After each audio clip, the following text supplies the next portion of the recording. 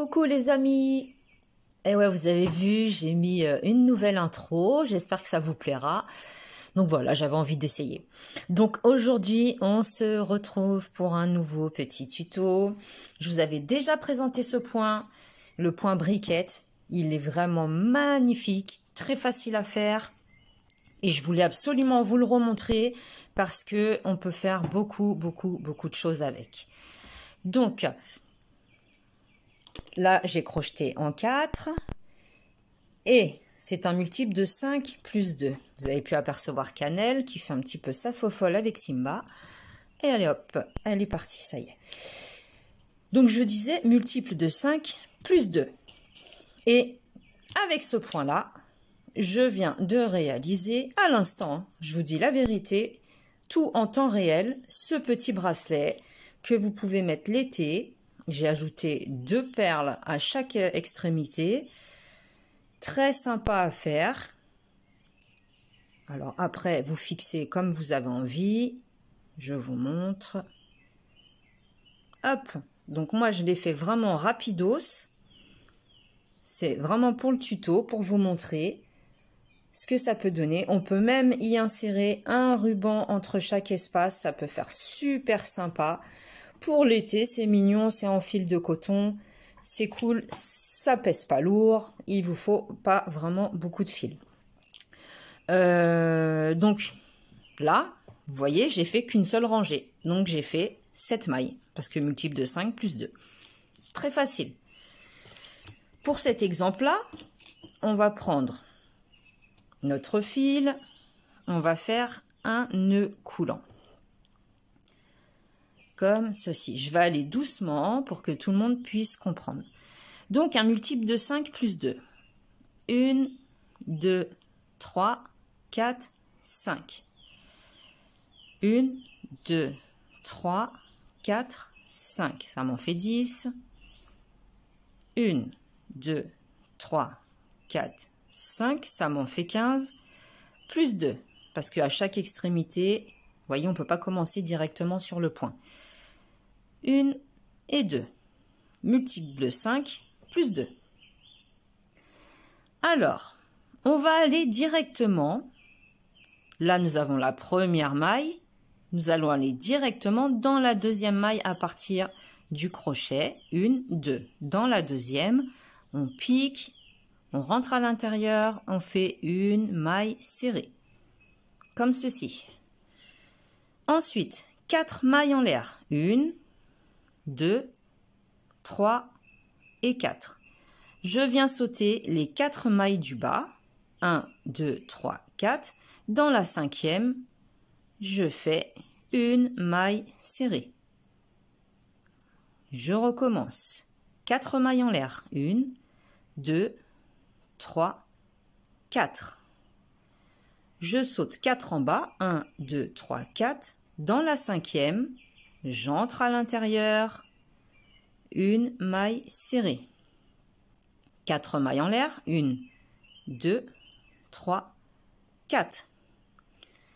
Je saute 1, 2, 3, 4 mailles et dans la dernière qu'il me reste, une maille serrée.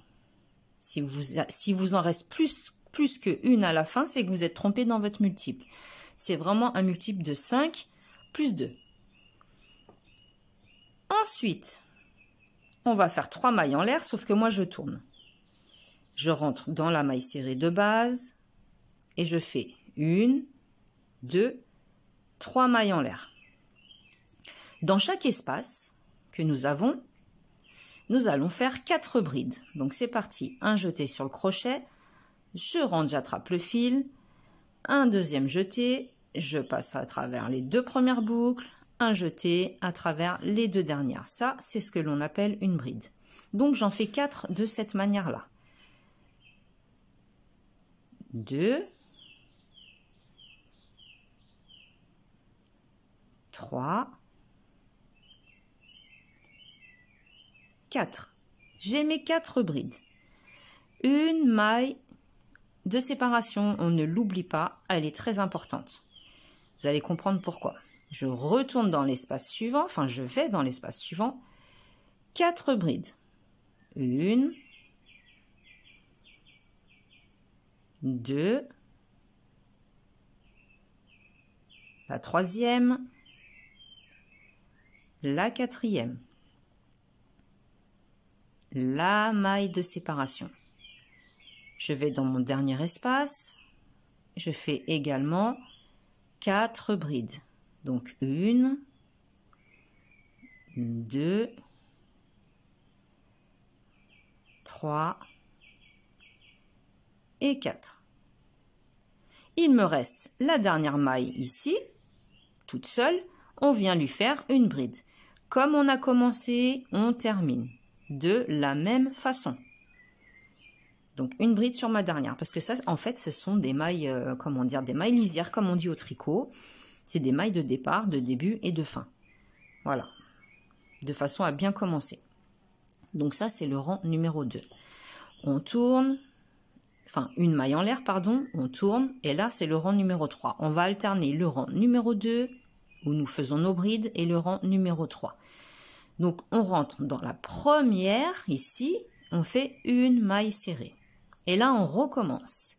1, 2, 3, 4 mailles en l'air.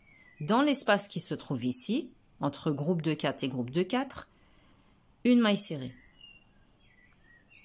C'est reparti. 1, 2, 3, 4 mailles en l'air. Entre groupe de 4 et groupe de 4, une maille serrée.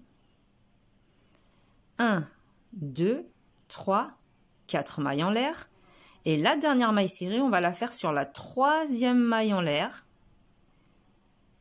du tour précédent, du rang précédent. On fait notre maille serrée sur la troisième maille en l'air. Voilà ce que pour le moment, cela nous donne. Et là, on va répéter le rang numéro 2. On va alterner rang numéro 2, rang numéro 3. Donc, je tourne mon travail, ou soit vous faites vos 3 mailles en l'air directement. C'est vous qui décidez. 1, 2, 3. Moi, je fais ça de façon à ce que ça reste bien droit. Dans chaque espace, on va reproduire exactement la même chose qu'au rang numéro 2, c'est-à-dire nos 4 brides. Donc, une, la deuxième, la troisième, la quatrième. Une maille de séparation entre chaque groupe de 4. Il y a une guêpe qui vient de rentrer. Alors, n'ayez pas peur si vous m'entendez crier parce que je déteste ces bestioles. Donc, dans l'espace suivant, de nouveau, 4 brides. On a bien fait notre maille de séparation entre chaque groupe. 2, 3 et 4. Maille de séparation. Dans le dernier groupe, enfin dans le dernier espace plutôt, un dernier groupe.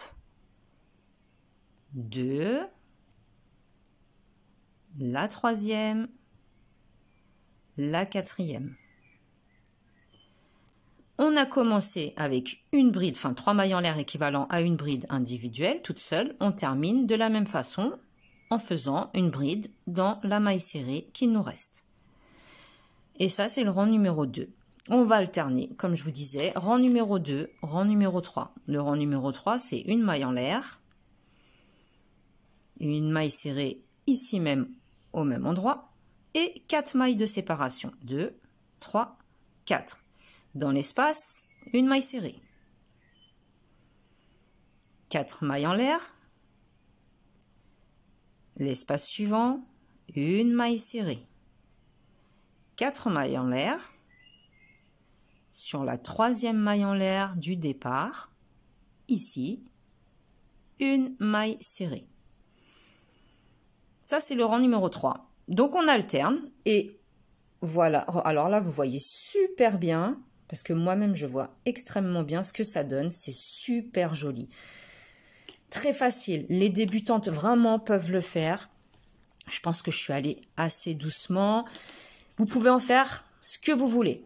Pull, écharpe, bonnet, bandeau pour les cheveux, headband, bracelet. C'est vraiment vous et votre imagination, mais ce point-là, il mérite vraiment d'être travaillé, parce que comme je vous dis, il est accessible à tout le monde, aussi bien les débutants que les expertes, que les confirmés. Tout le monde peut le faire, il n'est pas du tout compliqué, à condition de savoir faire des mailles serrées, des mailles en l'air et des brides. C'est tout ce que vous avez besoin de savoir faire pour réaliser ce super joli point.